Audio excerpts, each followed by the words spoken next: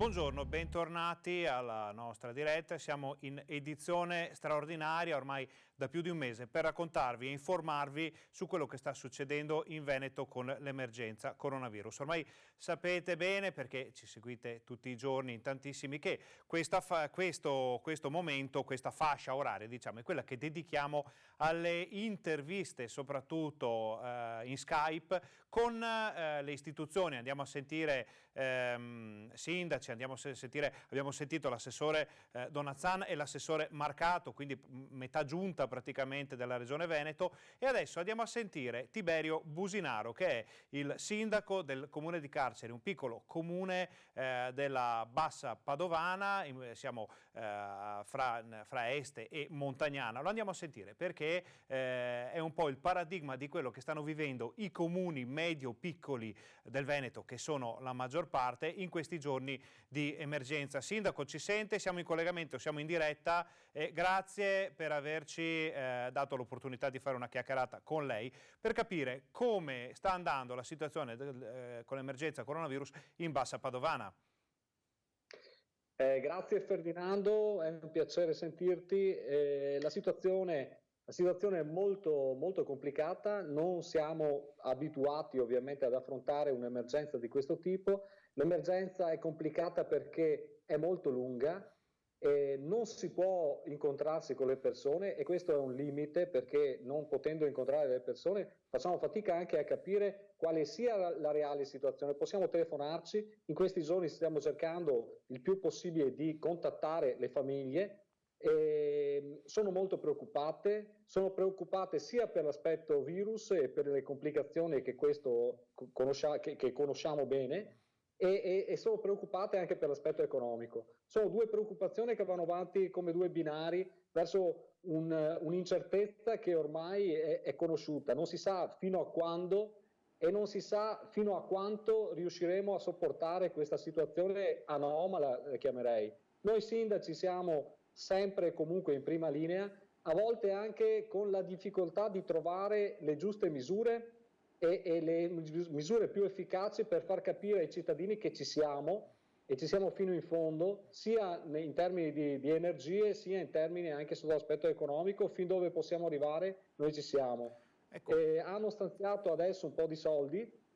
C'è stata una comunicazione, secondo me, sai Ferdinando, io sono abituato a dire sempre quello che penso, non voglio fare polemiche, assolutamente, noi utilizzeremo tutti gli strumenti possibili per dare una mano ai cittadini, però quando si dice che si danno 4 miliardi e 300 milioni ai cittadini, devono arrivare 4 milioni e 300 miliardi ai cittadini. Invece quei 4 miliardi e 3 che sono stati anche così stanziati, dicono che sono stati stanziati, sono soldi che sono stati anticipati delle spettanze che erano già nei bilanci dei comuni. Sotto aspetto tecnico, una persona che conosce un bilancio di un comune sa che quei soldi c'erano già a bilancio di fatto, e il fatto che li anticipino di un mese non mi cambia assolutamente niente la spesa, perché sono già destinati a determinate spese dei servizi primari. Quello che è stato dato invece, e su questo non si può dire nulla, ci sono 400 milioni destinati ai comuni. Per ogni comune sono stati destinati questi soldi per l'acquisto esclusivamente di generi di prima necessità, alimentari in sostanza. Ogni comune ha avuto una determinata cifra, per i comuni di Carceri sono 10.600 euro e sono stati stanziati con due caratteristiche: un 80% per il numero di abitanti e un 20% invece è una percentuale che è il rispetto al reddito della zona in cui abbiamo i nostri comuni. Ci sono delle modalità, non sono ancora chiare e già i cittadini si stanno chiamando, quindi è chiaro che ci hanno scaricato la responsabilità, che ci prendiamo tutta, di capire come distribuire queste risorse, e qua entriamo nei meandri della burocrazia che mai come in questo momento qua ci siamo resi conto che è quello che non ci serve. Lo sapevamo già prima, penso che dopo questa emergenza qua, dopo il coronavirus sconosciuto, verrà poi una fase in cui finalmente guarderemo in faccia il nostro modo di vivere e elimineremo tutto quello che è inutile per prenderci quello che è essenziale. È essenziale la sanità, è essenziale le risorse giuste per chi ha bisogno, è essenziale che le aziende possano lavorare, non sono essenziali e non è essenziale tutta la burocrazia che in questo periodo, in questo momento, ha evidenziato le nostre carenze. Mi riferisco al fatto di dover comprare delle mascherine e dei respiratori quando c'è gente che muore attraverso il MEPA, attraverso la Consip. Mi riferisco al fatto che quando c'è l'emergenza non ci deve essere burocrazia, ma ci devono essere azioni che finalizzano la necessità.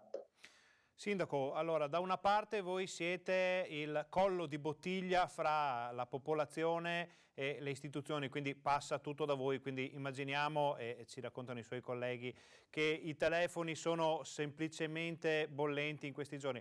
Dall'altra parte, e andiamo molto molto in alto rispetto a quello di cui abbiamo parlato finora, abbiamo un'Europa che il Presidente Zaia ha definito in catalessi. So che in questo momento per i nostri telespettatori, per i cittadini, l'Europa è qualcosa di lontanissimo, però sappiamo che invece per i sindaci, per chi amministra un comune, sapere che qualcosa si muove ai piani alti è sempre importante.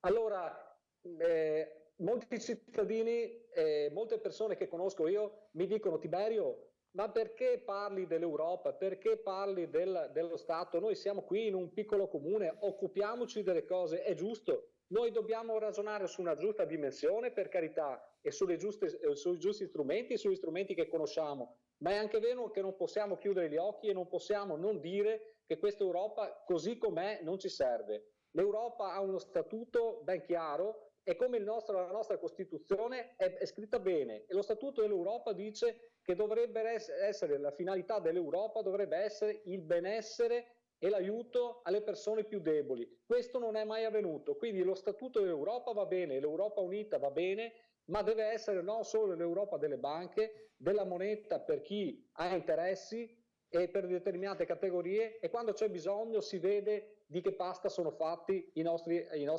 colleghi. Io ho sempre detto che gli strumenti e tutti gli enti e gli organismi servono e lo dimostra se servono nei momenti più difficili. Così come sono state per noi le unioni dei comuni una sovrapposizione inutile.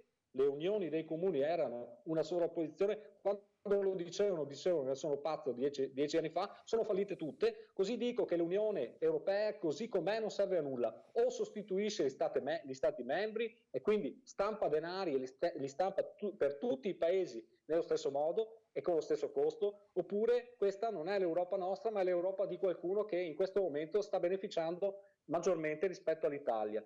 È un bel momento, in un bruttissimo momento, è un bel momento in cui si può finalmente discutere e ragionare se andare avanti per questa strada o se finalmente prendere una strada diversa, che potrebbe essere quella che molti si aspettano nel caso in cui non ci sia una risposta chiara, ed è quella di stamparci la nostra moneta e di ritornare ad essere uno Stato di diritto e quindi dare una mano a chi ha bisogno in questo momento. Quindi l'Europa, come l'ha detto fortunatamente anche il Presidente della Repubblica, non ha più il tempo per poter decidere, deve decidere immediatamente che cosa vuole essere.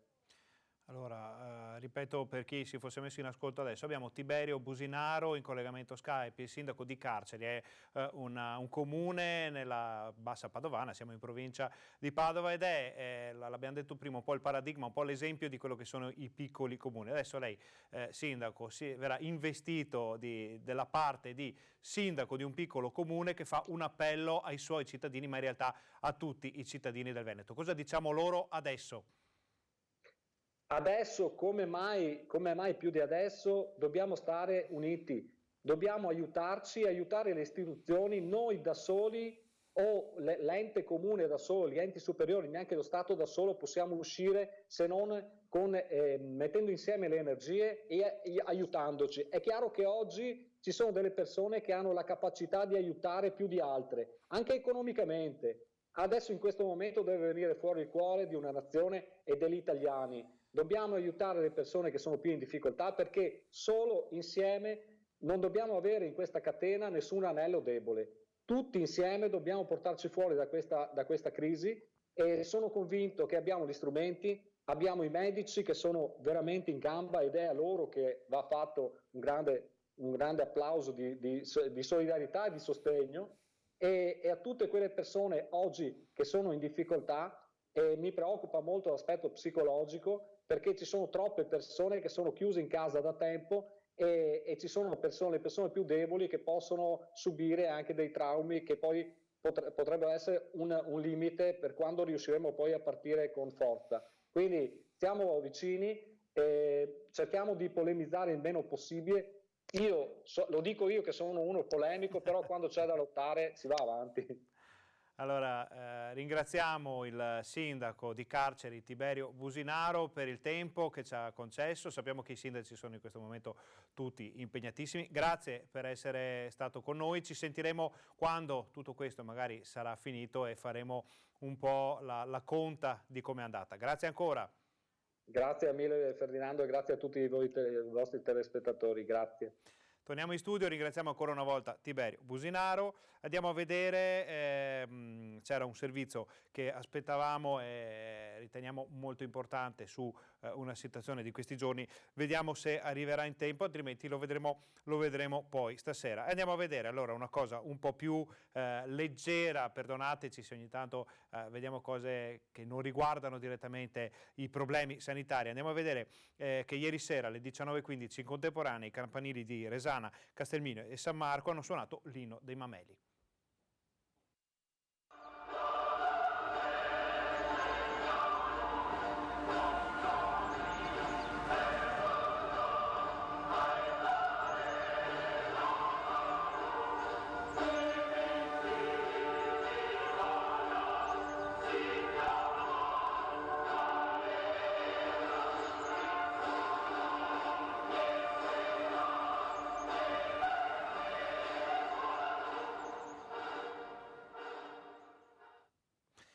Chiudiamo invece questa parte della nostra diretta in edizione straordinaria con l'editoriale del nostro direttore Luigi Bacialli. Sentiamo cosa ci dice su quello che è il rapporto, soprattutto economico-finanziario, fra il Veneto e il governo in questo momento.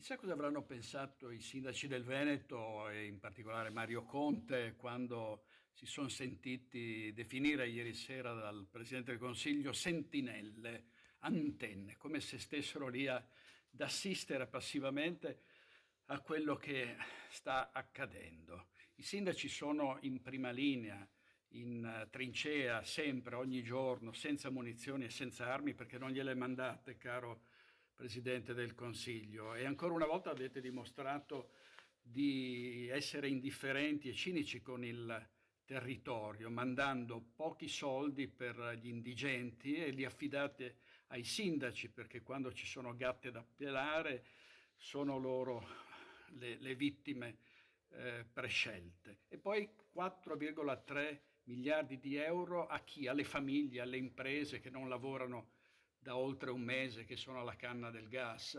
Vi sembra che possa bastare questo in uno Stato che addirittura dovrebbe mandare le mascherine e i respiratori e non lo fa per questioni burocratiche con la Consip che ferma tutto questo materiale e non lo manda a destinazione? Ecco, questo è lo Stato centrale. E allora, siccome molti dicono cosa suggerisce lei che ha delle critiche da muovere, allora credo che si possa fare già qualcosa mettendo subito da domani nei conti correnti dei veneti il residuo fiscale di 15 miliardi che ci dovete, che invece vi trattenete. Contiamo non 5 milioni di veneti ma 4 milioni e pensiamo quindi che 4.000, 5.000 euro nelle tasche dei cittadini del Veneto possono essere già qualcosa. Domani però sul conto corrente e non tra un mese. Spero sia chiaro, Presidente del Consiglio. Come sempre molto chiaro il nostro direttore Luigi Bacialli. Noi facciamo una pausa, state con noi con l'informazione di Rete Veneta.